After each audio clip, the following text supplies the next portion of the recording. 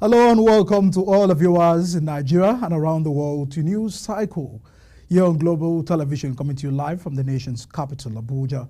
Hi, I'm Medican Michael. We'd like to first remind you that Global Television is on DSTV, channel 365, and Star Times, channel 276.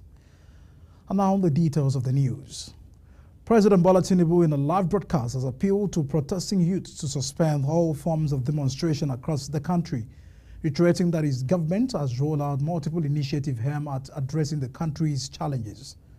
The president noted that while some of the efforts may take some time to incubate and deliver dividends, palliative measures are already distributed across the country. In the meantime, President Bola Tinubu has appealed to protesters to immediately suspend the End Bad Governance protests in the country. Tinubu made the appeal in a live broadcast while addressing Nigerians following the ongoing youth protests across Nigeria. The president advised Nigerian youth to create room for dialogue, noting that violence and destruction of properties will not solve the problem. And now President Bola Tinubu says the federal government has released 570 billion naira to the 36 states of the federation to expand livelihood support to citizens. Addressing the nation in a national broadcast as a response to the hunger protests embarked upon by the citizens, the president said while 600,000 nano businesses have benefited from the federal government nano grant, an additional 400,000 nano businesses are expected to benefit. President Bola Tinubu says he has ordered the release of an additional 50 billion naira for the student loan scheme. The president was addressing Nigerians following a nationwide protest staged by some youth in the country. The protesters are demanding the return of fuel subsidy and reversal of all the policies of the administration, which they claim are anti-masses. President Bola Tinubu has acknowledged that though the decision to remove the fuel subsidy was painful, it is a matter of necessity, noting that it has constituted news around where he referred to as the economic jugular of our nation and impeded its economic development and progress. The president addressed followed the End Hunger protests that started on August 1. Tinubu also told the protesters that law enforcement agencies will continue to ensure the full protection of lives and properties of innocent citizens in a responsible manner. In its reaction to President Tinubu's address, the People's Democratic Party in the Southwest has described the broadcast by President Bola Tinubu over the ongoing nationwide protests by the citizens as disappointing and uninspiring. The Zonal Publicity Secretary of the party, Sanja Atafariti, explained that President Tinubu failed in his broadcast to address the concerns of the protesting youth on the hunger and rising inflation in the country.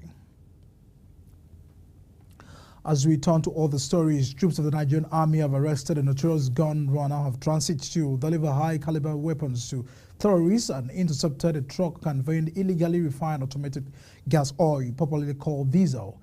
The troops also successfully rescued kidnapped victims while on transit in Kaduna State.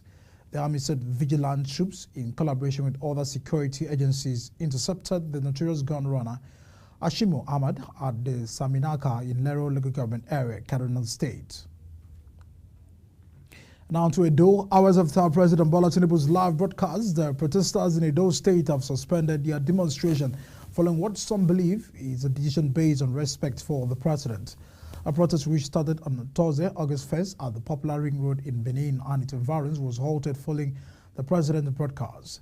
Following the broadcast, protesters promptly removed the podium at the Ring Road, the city center of the state.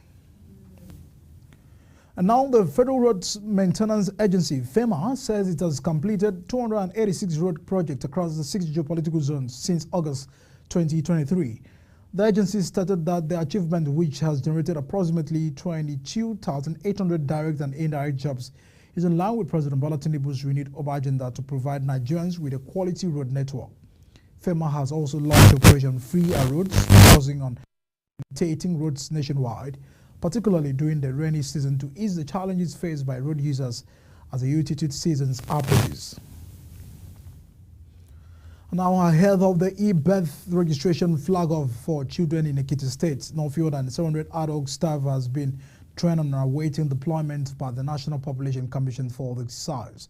A commission's director in the state, Yemi Palide, disclosed this in Ado Ekiti, the state capital, said the exercise will commence soon across the 16 local government areas of the state. Apilaya says children, mostly between ages 0 to 5, were being targeted for capturing for the digital birth registration.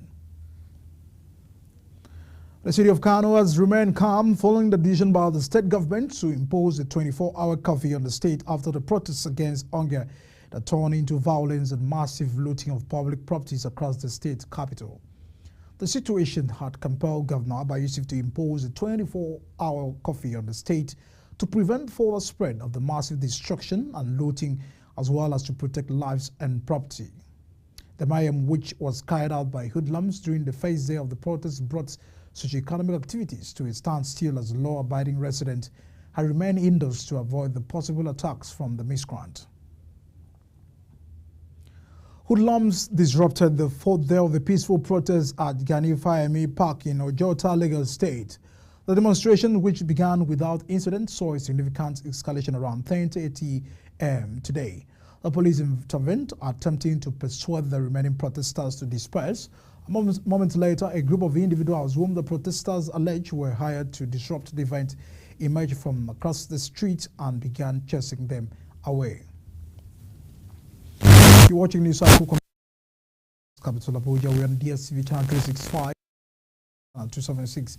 Kindly follow us on social media platforms using the engine of the screen. We'll bring you news right after this break. Do stay with us.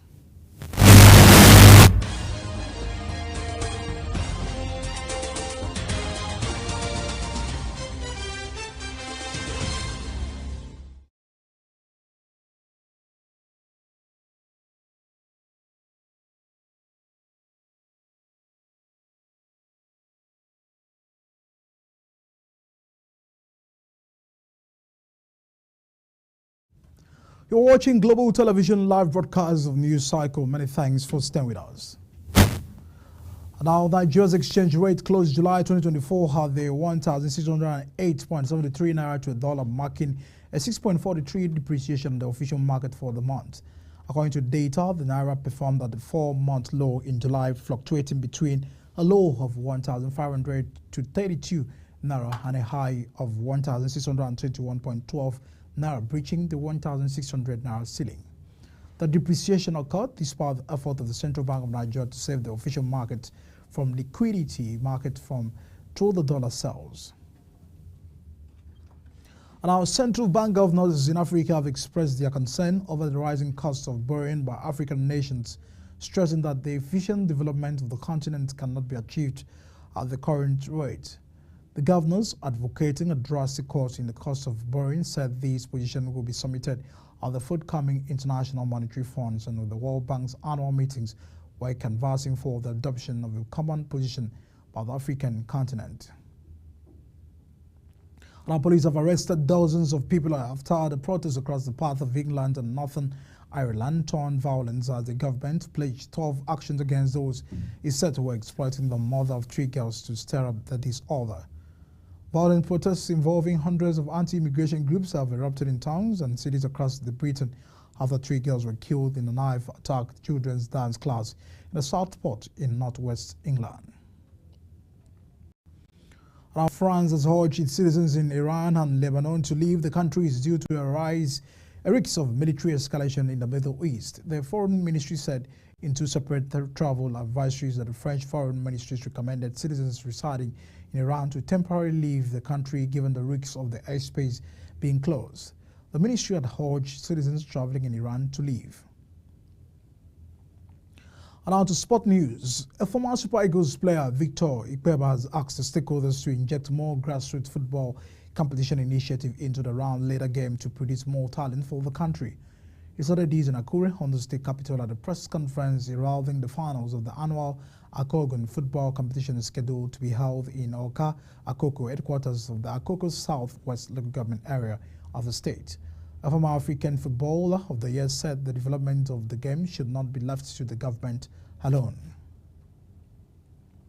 Nigeria's 2 representatives in the men's 100-meter event at the ongoing Olympics in Paris, Kanyisola and the Favor Ashe, have booked their spot in the semi-final. While Ajayi won his heat, Ashe qualified as one of the fastest 4th-place finishers. Ajayi outruns defending the Olympic champions. Lamont Marcel Jacobs clocking the 10.02s, while the Italian finished the end of 10.05s in the heat 5. Ghana's Abdulaziz Saminis finished third in the 10.06. Now, Nigeria favor Ofili ran a season best time of the 22.24 to win her heat and book a spot in the semi-final of the women's 200 meters event. Ofili had run a field that also had Great Britain's Dana and the Gambians in Guinea-based Paiter. Ofili's finishing time put her in the overall second place, only behind the United States' Gabrielle Thomas, who ran 22.20s. Rising Barcelona star Victor stole the spotlight with a stunning 12-minute brace, leading his team to a 2-0 victory over their rivals of the Real Madrid and earning the MVP award for the fixture. The match held at the MetLife Stadium was briefly interrupted due to lightning and heavy rain. That's the package and news cycle coming to you live from Nigeria's capital, Abuja. We're on DSTV, channel 365 and Star Times, channel 276. Kindly follow us on all social media platforms using @Global TV Engine. All the handles now shown on the screen. I'm Edika Mike. Thanks for watching and stay with us. See you again.